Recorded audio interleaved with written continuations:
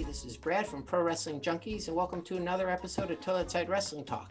Today's guest is from Tulsa and began wrestling in 2016.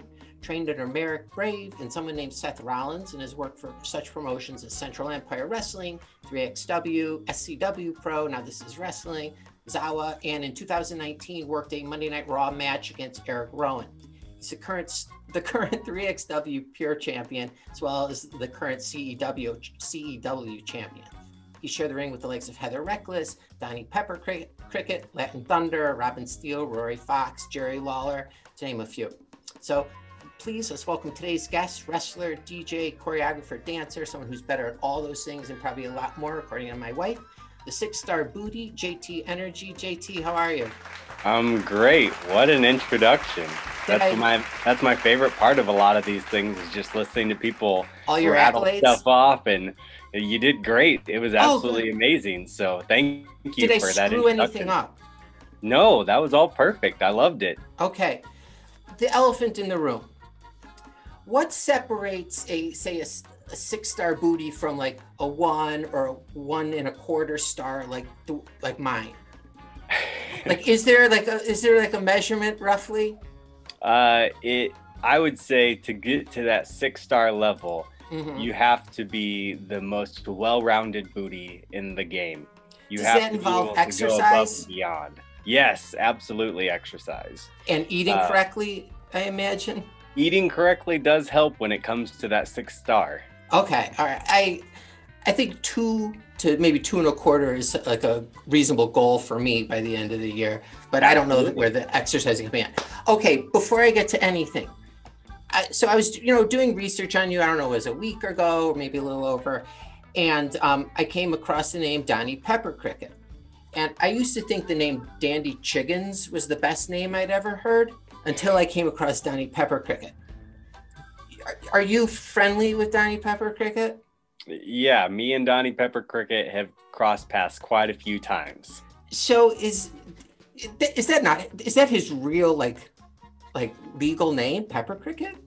You know what? Or you can't speak on that. I don't know if I can speak on that as well as Donnie probably could, but the first time that I heard that name or read a local independent card and saw that name on it, I was instantly taken aback, like, Pepper Cricket, that's the first time I've ever heard that name. What an interesting, like, it caught me right away. And when you see him, you're also taken aback because he's quite the guy to look at as well. Totally. So it's one of those things where his name definitely fits his personality. Oh, okay. Yeah, like everyone in my house now is, randomly like saying Donnie Pepper Cricket, or calling each other. I'm like, wow. Okay, so what happened first? Dancing, music, or wrestling? It definitely was dancing for a very long period of time that I spent and made that my sole love. And then I slowly transitioned into DJing with dancing. Wow. Now I was finding myself in 2 different types of entertainment that I was falling in love with. And after, I had taken myself to places I'd never thought I'd go before when it came to dancing and DJing, that's when the time in my life switched and I was able to find my next love for performance, which became professional wrestling, which has always been my number 1 in my heart, to be honest. So did you watch wrestling as a kid?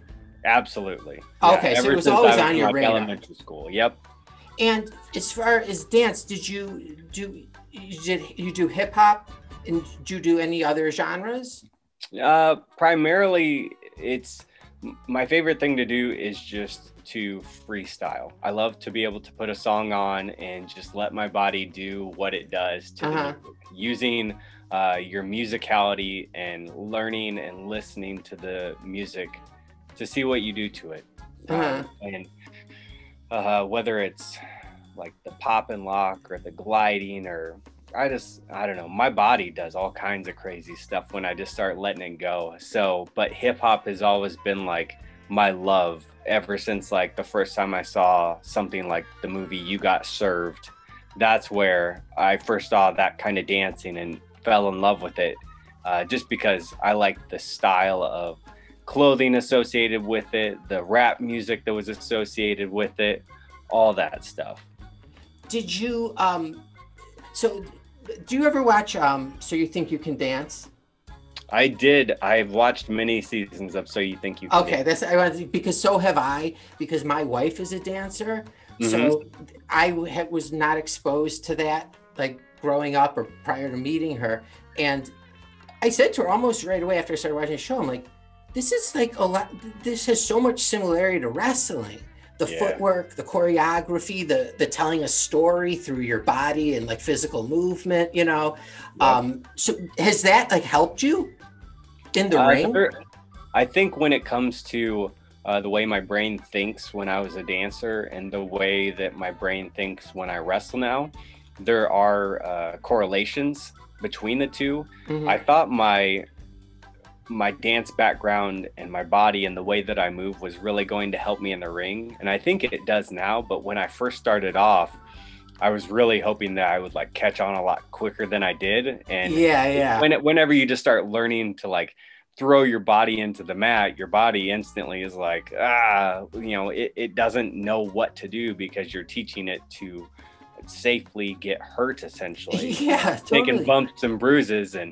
But along the way, I think when it comes to how I move in the ring, once I learn the ins and outs and I continue to work on my footwork and how I get in and out of things, I do think my dance background has helped me out a lot.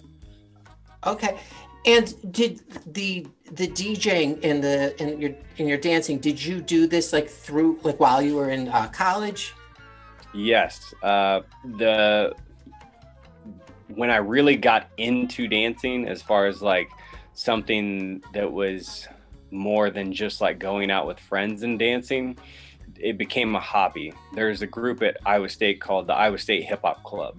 Okay. They go by the name Double H Hip Hop. Okay. So when I found out about them, I instantly was hooked because I had seen one of their performances and I thought to myself, holy cow, I can learn dancing and there's guys and girls and you get to perform in front of audiences. Like, it was something that I was instantly hooked to. And I was somewhat of part of that group and club all the way through college. And when I finished college, I still stayed in Ames for a good chunk of years. So I was associated with the club for almost 8 years. And did you do any teaching? Yes, absolutely. So when I first started, I was just a dancer. And then I had a friend who decided that they wanted to choreograph, but they didn't feel comfortable doing it themselves. So they asked if I wanted to like co-choreograph a dance. And that I thought to myself, I'm like, well, if I don't have to come up with the whole dance, but I just have to implement my ideas into someone else's stuff, I thought that was good. And once I got to co-choreograph a dance, I fell in love because I realized, oh, I can do this. This is fun. Because then you start putting pieces of the puzzle together. And when you watch the final performance and how people react, you start to learn how to kind of control the crowd with different things that you do in a dance. So that's also where it kind of correlates over into wrestling, because you realize what works and what doesn't when it comes to making the crowd, rise up on their feet or fall all the way down. So, did you think that when you're choreographing a piece, and I've asked my wife this before and I don't really get a straight answer, what comes first, the setting the piece or the music?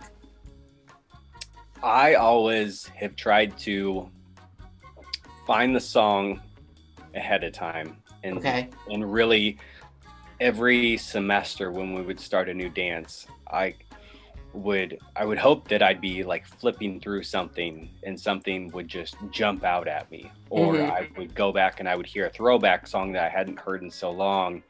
And my idea for the piece that I was going to put together, I just realized that some songs worked better than others. So I always started from my base level of usually picking like, I don't know, maybe 3 songs or 1 or 2 songs, and then finding a third later, and then building how I wanted to choreograph the piece or lay the music out after that. Yeah, because in my pea brain, it like I never have understood how like you could you could, set the piece in the dance prior, and then have music, but still the moves hit on certain beats. Like I never knew how that matched up, but it sounds like having the music to me would be like the first thing. Yeah, because I mean, if you looked at it from like a wrestling aspect, you would never put like you would choose the type of match, and then the match would play itself out. You wouldn't play out a match and then pick what type of match it was afterwards. Yeah. Okay, so you've graduated Iowa State, highly thought of institution in this country. Had you been, by the time you graduated, undergrad, had you ever been inside a wrestling ring before? No, I've been to wrestling shows. Okay. And before even coming to train at the Black and Brave Wrestling Academy, I had only been to one independent show in my entire life. Where I went to high school, which is Eagle Grove, Iowa. One year at the summer fair, they had wrestling there, and it was just like a little show. The headlining attraction to get people to go was the Bushwhackers were there. They also had like an imposter doink, but it was one of those things where I was like, oh man, wrestling's coming to like my hometown. This is really cool.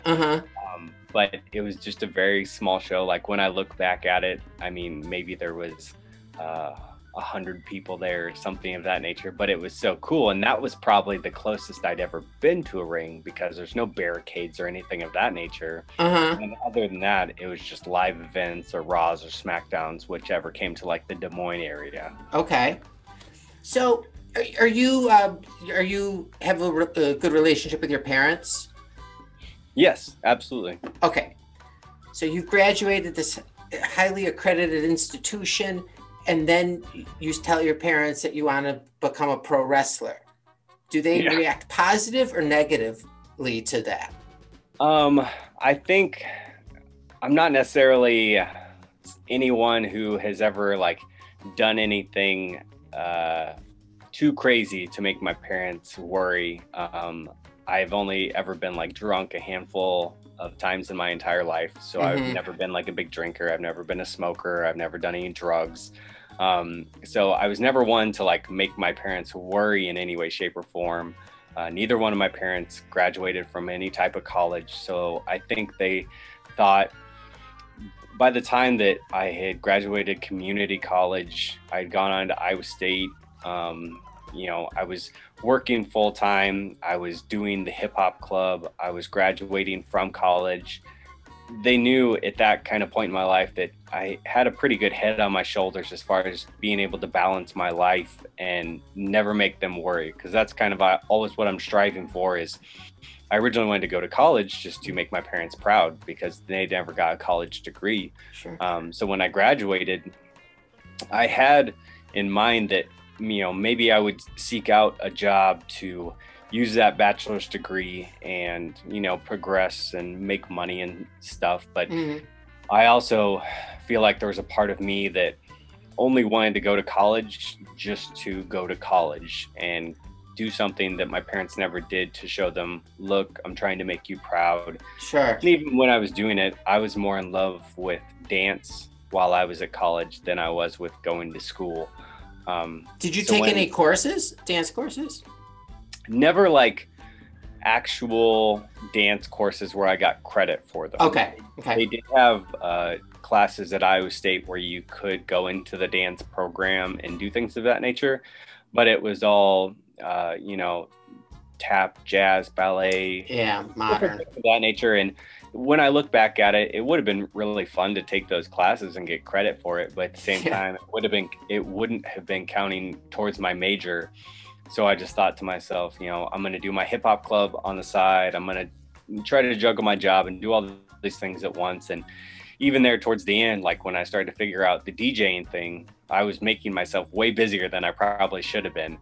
But once I was done with it, I was really just hanging on to the dance life, really living for the weekends when I DJ'd, and then just working, just trying to make money. I didn't necessarily have like this place that I was working towards in life. And ultimately, my personal life changed drastically. And when my personal life did change drastically, I told myself that I'm not getting any younger. I have a really decent body that I can work with. And when I went to WrestleMania 31 and I saw Seth Rollins win and cashed in the Money in the Bank, I had that epiphany moment that there's a gentleman from the state of Iowa in this building or the stadium of 76,000 people, and he's from Iowa, and he just won the WWE World Heavyweight Championship. I'm from Iowa. We're both halfway across the country. Why haven't ever I tried this dream of becoming a professional wrestler? And that was the first time that thought of like considering actually doing it came into your head?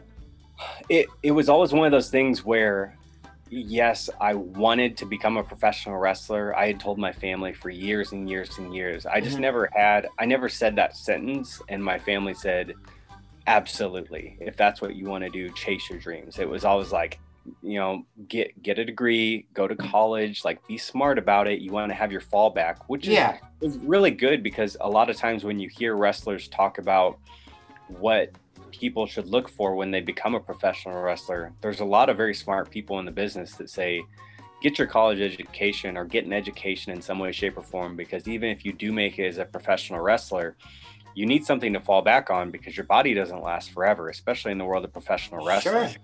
So it's like having insurance. Yeah, exactly. In the long run, I'm really happy that my professional wrestling life happened the way that it did, because I jumped in the game late, like people like Batista and Diamond Dallas Page, but people like that give me hope that anything can happen even at an older age when it comes to a dream of professional wrestling. I mean, look at Jericho. Yeah, I mean, exactly. It's fine. So Seth cashes in at WrestleMania. You have this epiphany. What happens the next day? Did you pick up the phone, go on the internet, and contact, like looking for trainers? No. So the next day, I got to fly back to Iowa. We had to get up and catch our flight, because it was like a WrestleMania trip where we were in and out, and we were riding that high of WrestleMania the whole way home. Sure. Because me and my friend, we'd never experienced that. It was our dream come true right in that moment. When I came back to Iowa, I think that's where the bug had hit me enough where I needed to start looking. I may have even already known in some way, shape, or form about the Black and Brave Wrestling Academy, but I think that's where I seriously looked into the website and saw the submission process. And I sat down one night and just told myself, I'm just going to submit the application, because the application doesn't cost anything to submit. And at least I can say I did it. And by the next morning, I had already received an email back from Merrick. And once I got that email back saying, we would love to accept you at the Black and Brave Wrestling Academy, that's when I told myself, if one person says that they will train me and it's from that school, then I have to do this. And that's where I told myself, it's do or die now. So you had to get accepted into the school? Correct. Yeah. Anybody who wants to go to the Black and Brave Wrestling Academy, there's an application process that you fill out through the website. And part of the application process is submitting pictures of yourself to make sure that you're an able-bodied person that can, chase professional wrestling. You have to write a small essay telling them why you want to become a professional wrestler. And in my essay, I wrote about going to WrestleMania 31 and the moments I'd had and the fact that I'd loved professional wrestling my whole life. And when I got that first email back, I couldn't have sent them money fast enough saying, yes, I want to secure my spot for the 2015 class or whatever it was. How many people were in that class? I think when our class started, we might have had 12 people right off the bat. It's usually 12 to 15. But after the first night, usually you have a couple people drop out because the first couple of days are essentially conditioning days. It's like going to boot camp, and the first thing they do is they try to break you. They put you through all the physical stuff to make sure that your body can hold up to this. Are they mean to you? Like, say like mean stuff? I mean, nothing derogatory or anything crazy or that would ever make someone feel uncomfortable about like it wasn't inappropriate. Right, exactly. But it's one of those things where if you're told to do an activity and you're carrying a weight or you're doing something and they can tell that you're not trying your hardest or you're resting for too long, people get butt. And there's definitely some people that are a lot meaner than others, because not everybody's meant to become a professional wrestler, and some people take it a lot more personal than others. So if there's 12 or 15 people running around, usually during those first tests, Colby and Merrick and Matt, they're there watching everyone, but there's usually a handful of students that are also there helping out as well to make sure that nobody's shaving reps or doing certain things they shouldn't, because we want everybody to put 100% effort from the first day to the last day when it comes to the school. The night before your first day of going to training, are you able to sleep? Are you nervous? Are you confident? I think I was probably nervous. I was excited nervous. When I knew that my class was getting ready to start, I had already started doing CrossFit ahead of time because I knew that was part of the regimen. So I was getting myself familiar with the fitness that was associated with the school. And I can almost guarantee that I worked out the day before or the day even of my class that was going to start, because I knew like there's no days off. And it's probably one of those things where I was just excited. I was ready to go, and I wanted to get things started. And at the time, the school was over in Moline, so they were running the Black and Brave Wrestling Academy out of the CrossFit gym that I was going to, so I could like look over and see things that were happening to the class that was getting ready to graduate before. So like everything that they were doing, it wasn't something that I like wasn't ready for. But it's one of those things where once the first night happens, that's when it becomes real for you. Are you black and blue after your first day of training? No, you're definitely sore. Like, because they put you through things that you're usually the volume of workout they put your body through. Unless you're a professional athlete, you're not used to going that hard all the time. And when you start learning how to do your rolls and your bumps, your body is also not accustomed to that. Some of the tougher drills up front to make sure that those things aren't going to get to you. So when you're taking bump after bump after bump after bump, or when you learn to hit the ropes, I think that's when I was the most bruised, is when I learned to run the ropes. Because your body's not ready for that, because those ropes are made of cable for the most part. They just is it like running into like not a wall, like something really hard? It hurts?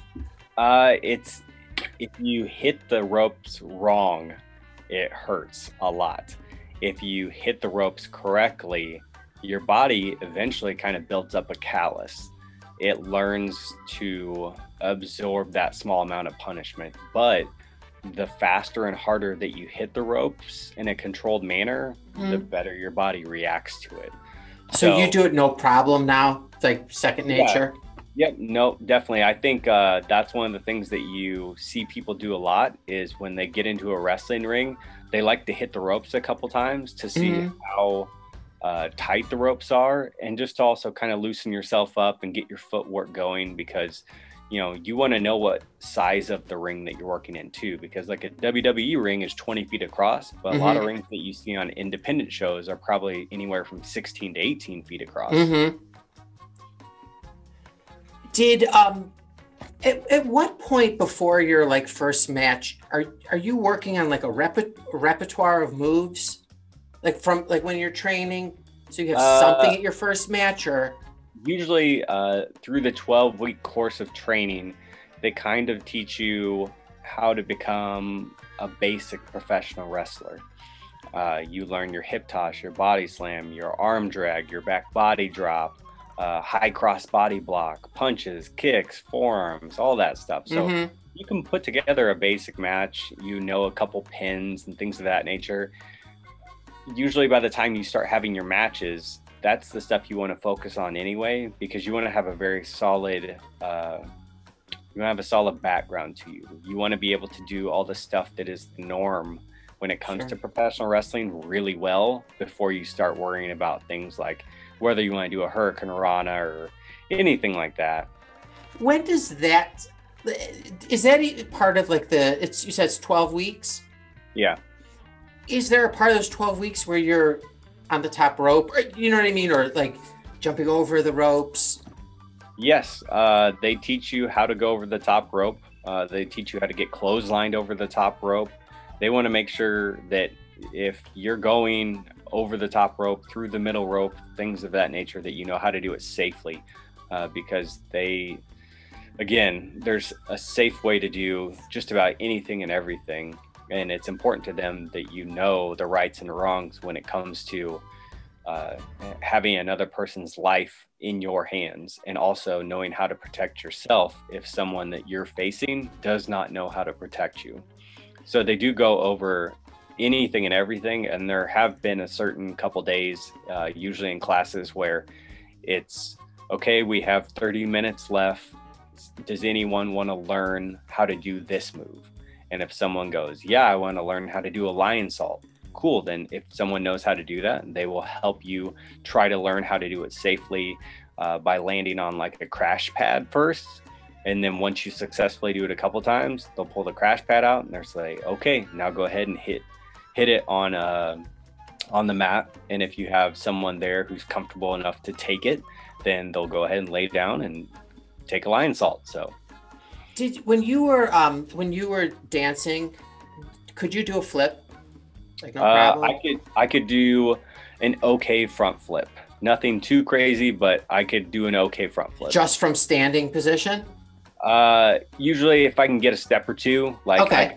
I can get over. It's nothing crazy impressive. Usually I land in like a crouching position. I'm not like standing completely up. But yeah, that was about as good as I could do. I could never do like a nice back tuck or anything of that nature. So, okay, when it comes to like your finisher, do you choose whatever you think you want to do as a finisher? Yes. Or someone got to tell you can use that? I think they want you to come up with something that fits your personality and your character. And there was a lot of Booker T influence when I was first starting to figure out who I was, because he would do the spin and Rooney. He had very long legs and arms, just like I do. Yeah. So I chose to do the scissors kick as my finisher, and I've pretty much stuck with that the whole time I've ever been wrestling.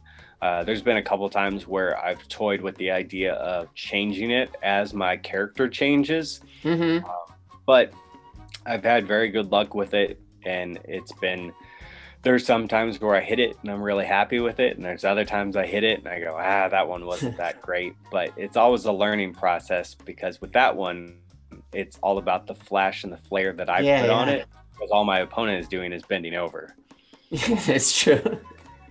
Did you remember your first match? Yeah, absolutely. And when you were walking out for the first time, did you feel you were ready, or did someone tell you you were ready?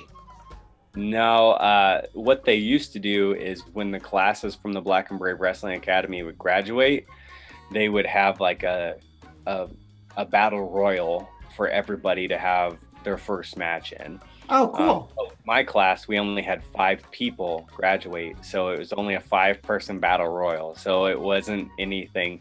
It was so small, it was crazy. And we might have been one of the last classes to do it. There may have been one or 2 other ones after that, but that was my first match, was a 5-person over the top battle royal. It came down to myself and Dante Leone, and he hit me with a springboard back elbow to knock me off the ropes. So were these like these? It started with 12 people in your class, and it ended up with just 5. Yep. Yep. We had a sixth person who made it to like the 10th week of the program. And with like 2 weeks left, he ended up dropping out. Oh God. Yeah, which is crazy because once you put the money down with them, it's non-refundable, And and he was so not, close. yeah, it's not like it's a cheap experience, and the fact that he Yeah. just quit is ridiculous. Do you enjoy intergender wrestling? Yeah, I don't mind it at all. I've had quite a few really entertaining matches Yeah. with ladies. And like, so when you're in the ring, and uh, I'm ignorant, so like I apologize if these questions sound stupid, but do you consider, like, when you're in the ring and you know you have a female as your opponent, are you thinking of that they're a female, like when you're doing, you know, wrestling them, or you treat them like any other wrestler in the ring you would? You're not even thinking about the gender. Usually I personally don't think about the gender, depending on the promotion that I'm working for. If I'm wrestling an intergender match, I'm not necessarily in charge of the story that I'm going to tell that night. I am in charge of making sure that I portray the story the way that it needs to be portrayed. So there's been matches I've had with females where, I mean, the story of the match is the fact that I'm a big, strong male. They can't do a whole lot to me. And eventually, if I land one single punch on their chin, it's over. Yeah. Because in real life, if you know a guy my size hits a smaller girl one time in the face, it's over. Yeah. So it's the believability of it. But you know, you can have a little bit of fun when you're out there and make sure that I'm flipping and flying around with some head scissors and things of that nature. I've even, you know, been picked up and had a girl hit an AA on me. Again, I'm not falling very far. Yeah. A small girl, but it's fun to like entertain people by letting them see someone do a stunner or a John Cena AA on me. But then by the end of the match, one punch and a scissors kick and it's over. So, what were the circumstances with wrestling Eric Rowan? I was part of the extra talent crew I had followed WWE around that whole weekend. Okay. And when it came to Monday, which was in Des Moines, they were doing two tapings. They were doing the live taping that aired on 12/13. Okay. 12/16. And then they did the holiday episode, which I believe aired on 12/23, I think. Okay. And that's the one that I was part of. Eric Rowan had two opponents. Funny enough, it was myself on the Christmas episode and Dante Leone, the guy that I just referenced, that beat me in my debut Battle Royal. He was the week before me. He was on the live episode. So I was lucky enough to be chosen. I was kind of given my instructions for the candy cane gimmick that we were going to use that night, as far as trying to persuade Eric Rowan to let me live another day and destroyed like all the other opponents. But unfortunately, I got greedy after giving him a candy cane.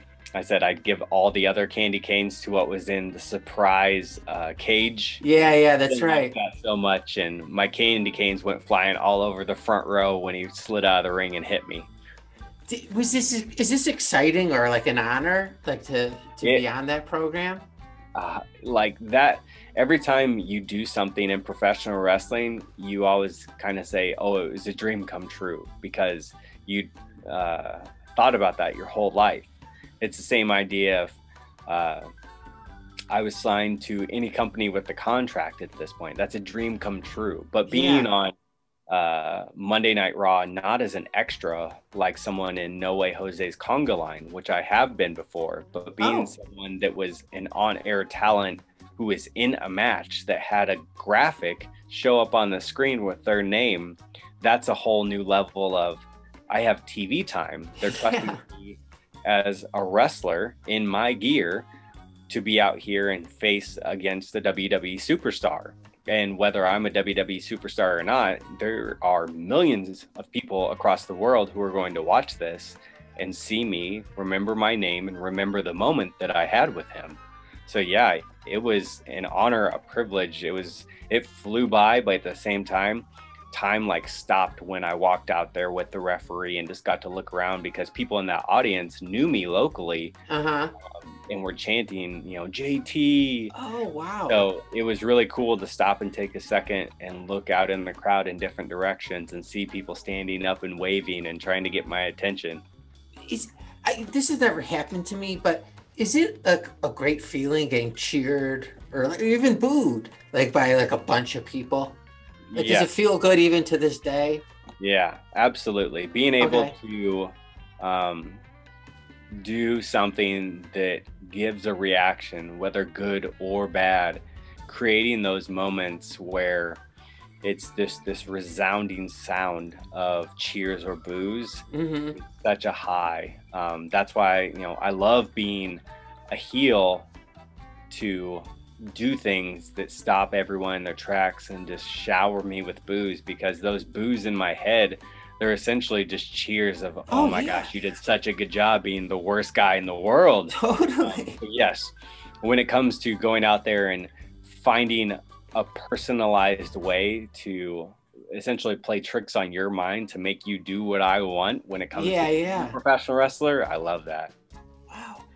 All right. I'm just going to wrap this up shortly. I have this question. Is it hard to maintain relationships outside of wrestling? I tend to be an extremely selfish person. Yeah, me too. It gets the best of me a lot of the time. I think I let the stories of professional wrestling get into my head, because I've heard way too many times that relationships won't last and you can't balance finding a love for professional wrestling with finding love in life. Yeah. As I have become a professional wrestler, I have opened up and I try to have as healthy a relationship as possible with my girlfriend now at this point, because she knows ultimately what I'm trying to do. I have a small time frame to do it. So if I can give my best for this time period of my life, that as long as I'm conscious every day of making sure that I don't negate my love for her for professional wrestling, then I can find that balance. I can find those aspects of taking time for me to chase my dreams, but also making sure that my professional life validates me and makes me just as happy some days as going and wrestling would. And after losing people like John Huber and seeing the outpouring of love that he had for his wife and children, it shows you that if you can find that balance, that no matter what happens in your career with professional wrestling, you will always be validated every day of your life by having a personal relationship that is ready to ultimately flourish when your professional wrestling career ends. Was she a wrestling fan prior to your girlfriend, before meeting you? She used to watch wrestling when she was younger with her dad. Her favorite wrestler of all time is Sting.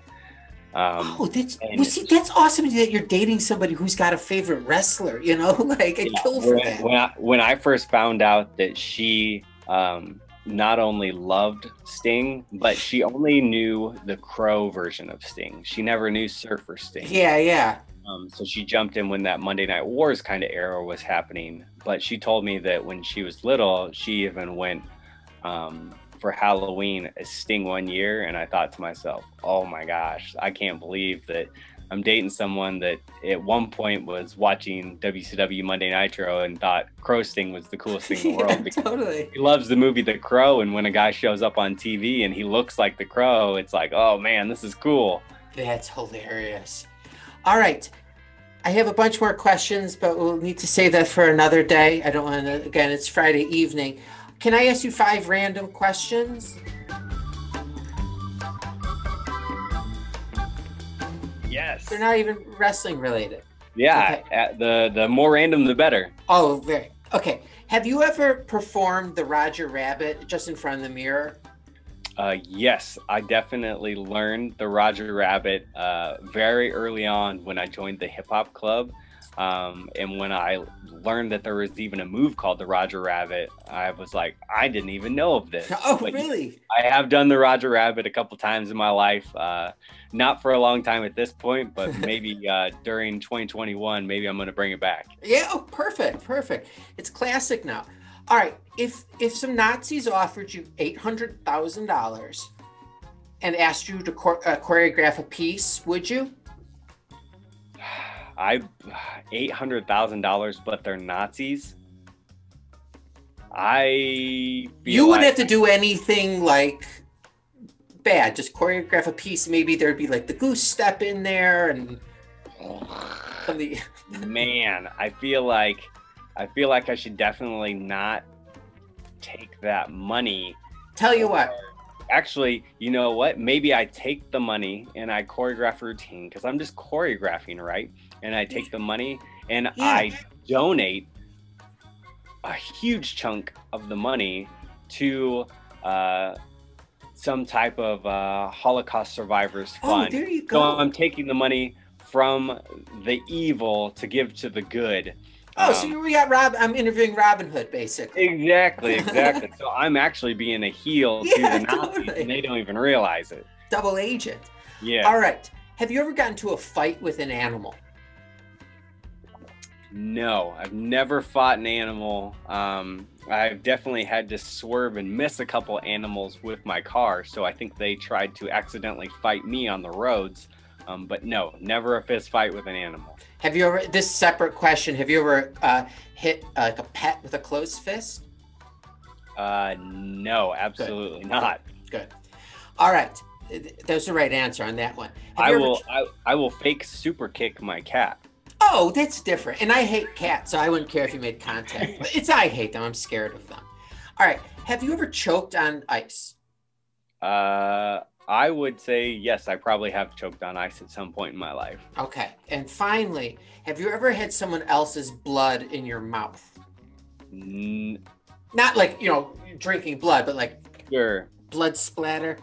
I don't think I've ever been in any matches where someone was bleeding profusely enough where I would have anything crazy like that was going to happen to me. So I think I've been fortunate enough in my life to be in no blood related incidents when it comes to anything like that. You passed 5 out of 5, 100%. So 2020s, I think you only wrestled like 10, 11, 12 times? Not only, but yeah, I only wrestled a handful of matches in 2020 because the year was making us change every single month, it seemed like. Yeah. Were you planning, like before we even knew about coronavirus, were you planning on wrestling a lot in 2020 or more than what you end up doing? Absolutely. I think 2020, with all the momentum I had at the end of 2019, when 2020 started off, by the time that March came around, I thought to myself, okay, we are really picking things up. I have a whole lot of momentum going, and some of the shows that were canceled, unfortunately, were, opportunities that who knows how long it's going to take to get back. But yeah, imagine. I have a feeling that when normal or our new normal finds a way to pick up momentum and steam, that a lot of those opportunities will find a way to come back around, and I'll be ready for them when they do. So is it hard to book anything for 2021 at this point? I wouldn't say it's hard to book it, but I also think you have to be smarter about anything that you're taking when it comes to a booking, because not only do you want to still find a way to make wrestling a regular thing that's happening, so you don't have a lot of ring rust and you're getting out there, but you also want to make sure that you're taking all the precautions necessary in today's day and age with COVID, and making sure that not only you're staying safe, but all the people that you're working with are staying safe as well. Got it. Well, GT, thank you so much for coming on. again, I don't want to keep you terribly long, so hopefully you'll want to come back on for like a part two. Yeah. But again, it was great having you on. Hope you did you have a nice New Year's Eve? Yesterday was a very normal day when it comes to me. Like I said, since I'm not much of a partier or a drinker or anything like that, you know, I think me and my girlfriend were in bed by 10 o'clock or whatever it was. So I just let my phone roll over into 2021 and I woke up nice and rested. Yeah, it was just another day. Exactly. Every day in 2020 has seemed like a Tuesday to me anyways. So I was in bed at 10:15 last night. Yeah. All right. Well, have a happy and healthy new year. I will be following you for the next few months to see where you go, and hopefully then you'll come back on and we can talk some more. Absolutely. I can't wait to do a part two in 2021. Yeah, seriously. All right. Take care, JT. It was a pleasure. Thank you so much. Thanks. Bye.